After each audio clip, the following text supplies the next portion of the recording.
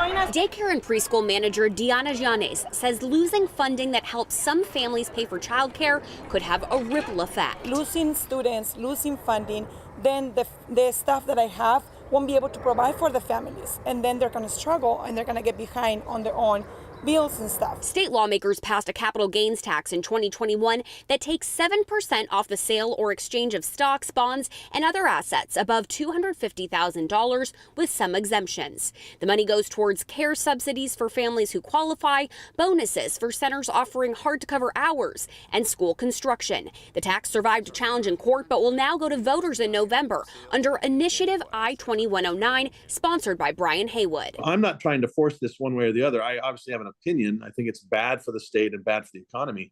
But really what we're doing here is giving voters a choice. Wednesday, a coalition of parents, unions, and education advocates launched the No on 2109 campaign, arguing the tax only impacts those who can afford it, invests in the future of children at a critical age, and helps ensure their parents can make it to work. I'm not going to leave my kids if I don't think that they're safe and well cared for, and no job is worth that.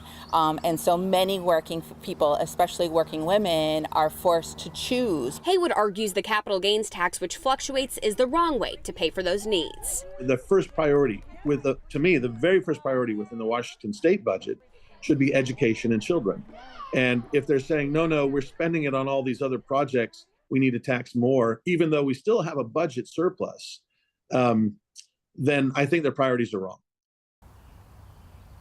And voters will have the chance to weigh in November, but both sides are trying to get the word out far ahead of time, Joyce. And one argument, Erica, is that the tax only impacts the ultra rich. Why does Haywood believe that he's going to get support from everyday voters?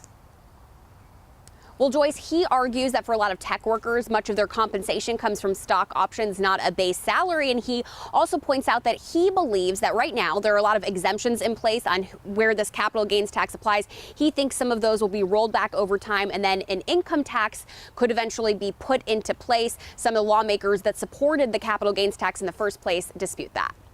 Erica Zucco and Burien tonight. Thank you.